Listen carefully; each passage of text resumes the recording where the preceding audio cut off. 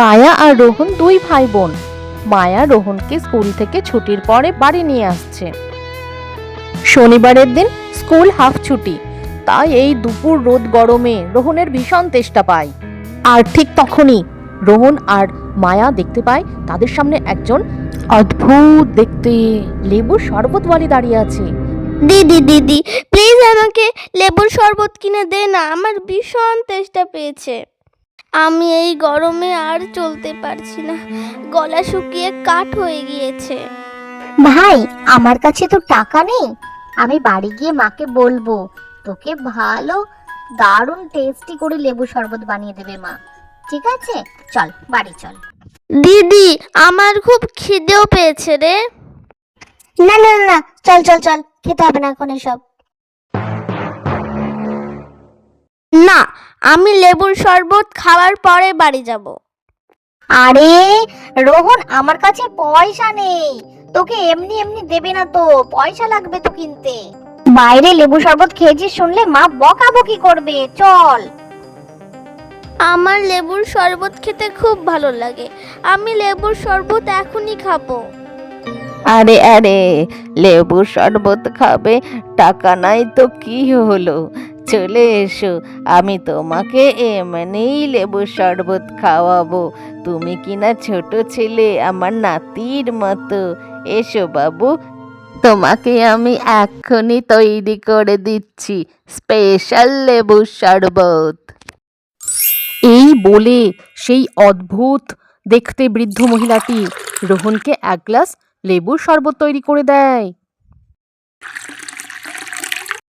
এই নাও লেবুর শরবত, খেয়ে বলো দেখিনি বাপু, আমার তৈরি লেবুর শরবতটা খেতে কেমন হয়েছে। বাইরে শরবত খেলি মা শুনলে যা বকবে না, তা আবার বিনা পয়সায়। আমার খুবই কষ্ট হচ্ছে দিদি, মা তো বকবে আমি বাইরের শরবত খেয়েছি। মাকে বলিস না রে।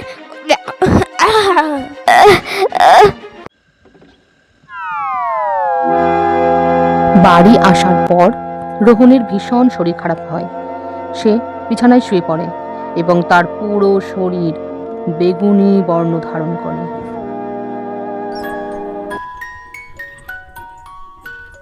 ভাই, তুই এখনো শুয়ে আছিস? বিকেল হয়ে গেল তো, খেলবি কখন? আরে ড্রেস পরে শুয়ে আছিস দেখছি। এ কি রোহন, তোর কি অবস্থা? এই মা, তোর পুরো শরীর বেগুনি রঙের হয়ে গেছে কেন ভাই? মুখের ওখানে আবার কত বড় লাল রং, কি হয়েছে তোর? আমি তো কিছু বুঝতে পারছি না। দেখি আমি মা বাবাকে ফোন করি। মায়া ওর মা বাবাকে তাড়াতাড়ি ফোন করে মা বাবাকে তাড়াতাড়ি আসতে বলে, কিন্তু বলে না যে এটা শরবত খেয়ে হয়েছে তা, কারণ তারা দুজনেই অপরাধী হয়ে যাবে তাই, আর ওদের মা ভীষণ বকবে। রোহন বাবু, তোর একই অবস্থা, তোর একই হয়েছে। মায়া, তোমার ভাইয়ের কি হয়েছে? বাবু শোনা, আমার কি হয়েছে তোর? কি করে হলো এইসব? মায়া, আমার বাবু সোনাটার কি হলো? ওঠ বাবু, ওঠ। মায়ার বাবা মা রোহনকে হসপিটালে নিয়ে যায় তাড়াহুড়ো করে, কিন্তু ডাক্তার তিনিও বুঝে উঠতে পারেন না ঠিক রোহনের কি হয়েছে, কি কারণে তার গায়ের রং এরকম বেগুনি হয়ে গিয়েছে।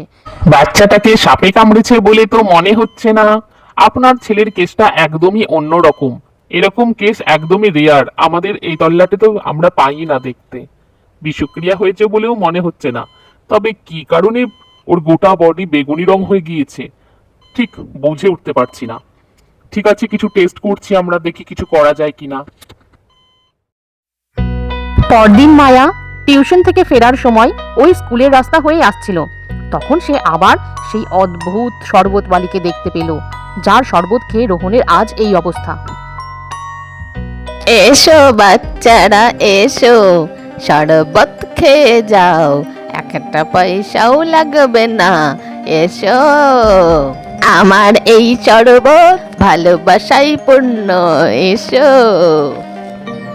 মায়া দেখে আজকেও সেই অদ্ভুত শরবতওয়ালি বাচ্চাদেরকে বিনা পয়সায় শরবত দিচ্ছে, ঠিক সেদিন যেমন রোহনকে খাইয়েছিল।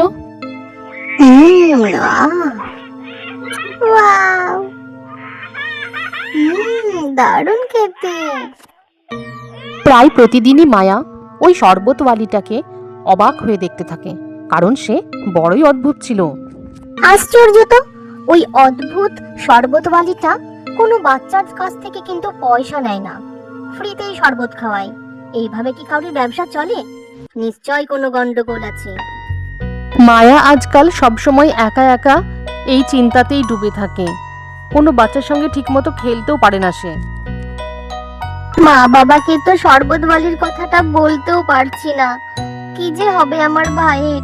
এই শরবতওয়ালিটাকে, আরে এটা তো আমাদের পাশের বাড়ির সেই রাজা না? আরে রাজা কি ওই অদ্ভুত শরবতওয়ালির কাছে গিয়ে ওর বাজে শরবত খাওয়ার চেষ্টা করছে? ওকেও কি শরবতওয়ালি ডেকেছে শরবত খাওয়ার জন্য? এই লেবুর শরবত খেয়েই তো সব গন্ডগোল হচ্ছে বলে আমার মনে হচ্ছে। কি হবে এখন? আরে মায়া দিদি যে, এসো এসো, লেবু শরবত খাবে, দারুণ খেতে। লেবু শরবত? না না না না, আমি খাবো না। সেখান থেকে মায়া চলে যাওয়ার পর রাজা বাড়ি চলে আসে এবং রাজাও ঠিক রোহনের মতন অসুস্থ হয়ে পড়ে। রাজার কি হয়েছে রাজার বাবা কিছুতেই বুঝে উঠতে পারে না। রাজার মা তো অঝরে কান্না করছে। সেই কান্নার আওয়াজ শুনে মায়া সেখানে উপস্থিত হয়। মায়া দেখার জন্য এগিয়ে যায়, রাজার কি একই অবস্থা হয়েছে। আরে রাজা তো আমার ভাইয়ের মতোই বেগুনি রঙের হয়ে গিয়েছে। ওর গোটা শরীর তো অসাড় হয়ে পড়ে আছে আমার ভাইয়ের মতোই। মায়া টিউশনে যেতে আসতে সারাক্ষণ ওই অদ্ভুত শরবতওয়ালির কথাই ভাবতে থাকে। নিশ্চয় রাজারও ওই শরবত খেয়েই এই অবস্থা হয়েছে। ওই শরবতওয়ালির খবর আমাকে নিতেই হবে, যদি এদেরকে আমাকে ঠিক করতে হয়। ওই দেখো, আবার কতগুলো বাচ্চাকে শরবত খাওয়াচ্ছে। ওই বাচ্চাগুলোকেও ওই একই ভাবে অসুস্থ করে ছাড়বে ও। ও বাচ্চাদেরকে এইভাবে নষ্ট করছে কেন? ওর কি উদ্দেশ্য? আজ আমাকে এই সব খবর বের করতেই হবে। আইডিয়া! এই শরবতওয়ালি কোথায় যায় আর কোথায় কি করে আর কোথায় থাকে, সেই খোঁজ আমাকে আজকে নিতে হবে।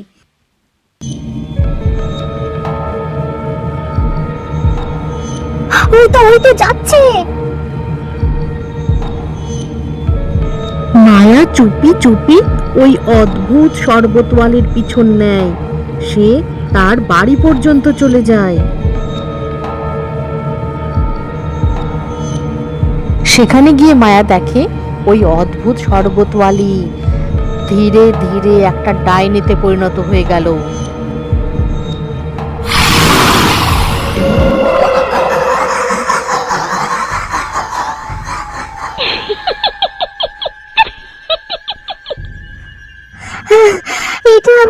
এটা আমি কি দেখলাম?